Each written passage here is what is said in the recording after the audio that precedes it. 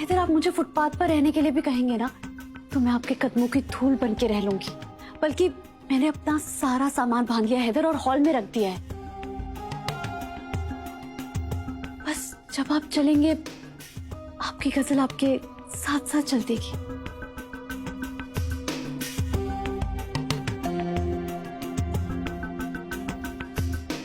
वो मैं बस आपको ये कहना चाहती थी हैदर, अब आप थक गए होंगे ना हैदर, आप पूरा दिन बाहर थे, आपने कुछ खाया भी नहीं होगा ना। आप ऐसा करिए, आप मुंह हाथ धो लीजिए, आराम कीजिए, कुछ खा लीजिए और मैं सबका सामान पैक कर दूंगी, मैं सबकी मदद कर दूंगी, आप इस फिक्र मत कीजिए।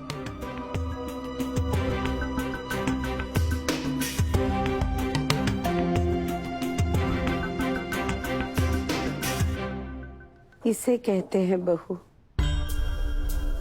इतने हंगामे में भी मेरी गजल को याद है मेरे हैदू ने कुछ नहीं खाया।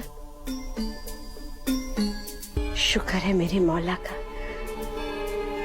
जो उसने हमें गजल जैसी बहू से नवाजा है।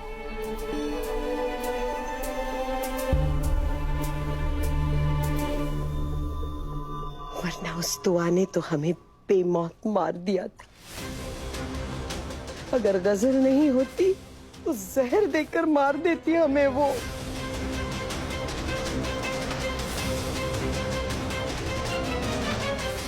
सब छीन लिया, हमारा घर, सारी दुकानें हथियाली, फरुखाबाद वाली मेरी हाय लगेगी, तिल तिल करके मरेगी वो। अम्मी, आप अपनी तबीयत खराब करेंगी प्लीज। अम्मी क्या कर रही हैं आप प्लीज।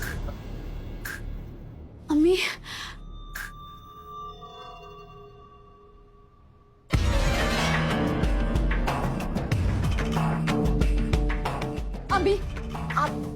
आप फिक्र मत कीजिए अम्मी, उस दुआ को छोड़िए ना, वो तो है ही नालायक। आप अपनी जुबान क्यों गंदी कर रहे हैं?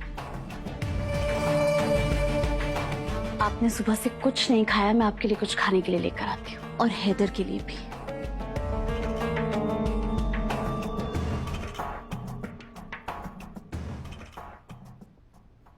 ये क्या हो रहा है?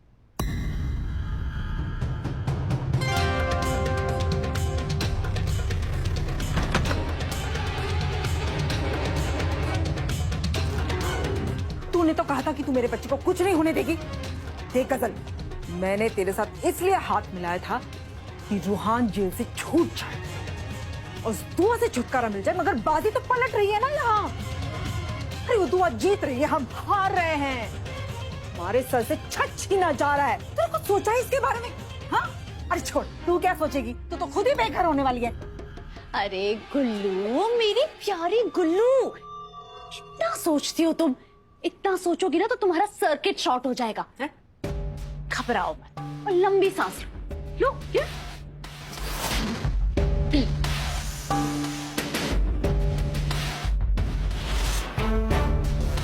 ऐसे सांस लो। अरे बैठो, लो।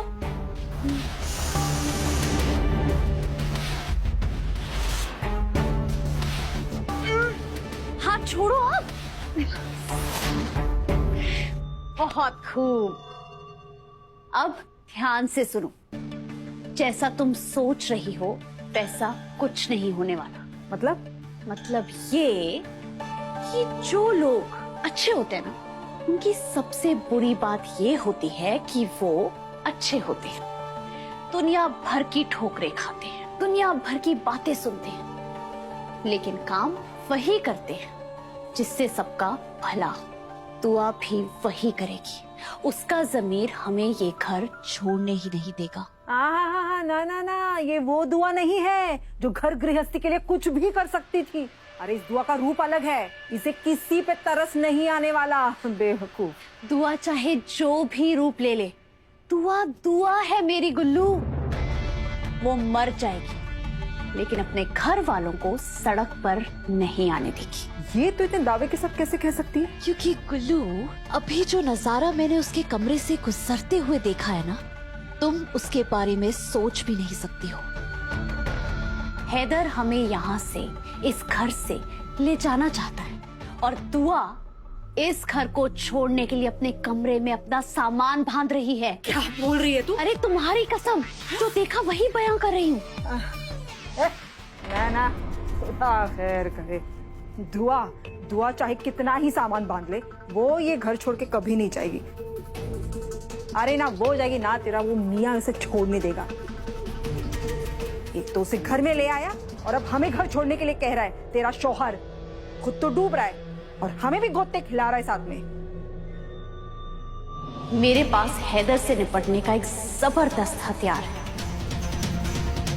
बस देखती जाओ गुल्लू, कैसे मैं हैदर की चाबी कसती हूँ।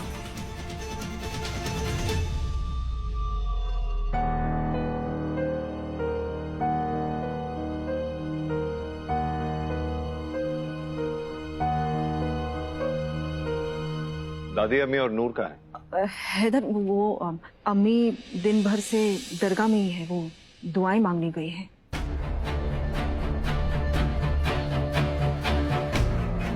मैंने नूर को उन्हें लेने के लिए भेजा है। तुम फिक्र मत करो हैदर, वो हमें दरगाह पे ही मिल जाएंगे। मेरी उम्मीदों का घर, मेरी खुशियों का आशिया इस तरह मुझसे छीन लिया जाएगा, कभी सोचा नहीं। डोली में बैठकर आई थी, सोचा था जनाजा बनकर ही यहाँ से रुखसत हो जाऊंगी।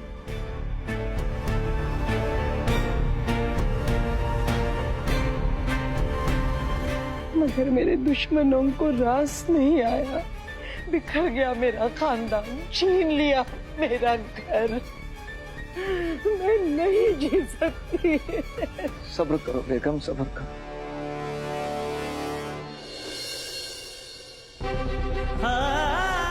तुम कहाँ रह गई दुआ? जाते जाते आखिरी बार तुम्हें बस देखना चाहता हूँ। आ जाओ दुआ।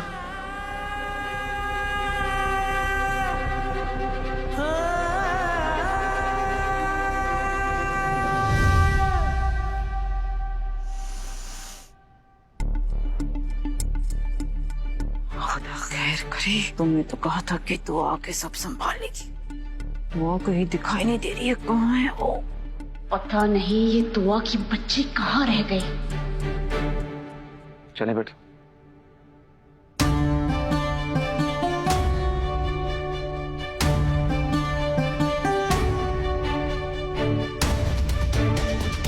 आगे रोक ले दुआ, कहीं सच में ये घर छोड़ना न पड़ जाए।